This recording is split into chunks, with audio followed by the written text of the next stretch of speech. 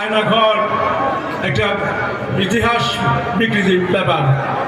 আমরা বিভিন্ন জায়গায় ক্রস ফায়ার করেছে, আলাপ আলোচনা আমরা দেখেছি।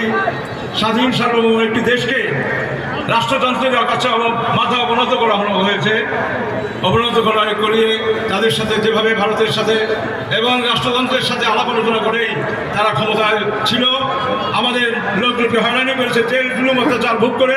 আমরা 15-16 বছরে যখন পা দিয়েছি, আন্দোলন যখন তুঙ্গে চলেছে, সেই মুহূর্তে আমরা দেখেছি বৈষম্য বিরোধী ছাত্র নেতৃবৃন্দ আমাদের সাথে এসে ঐক্যবদ্ধ হয়েছে।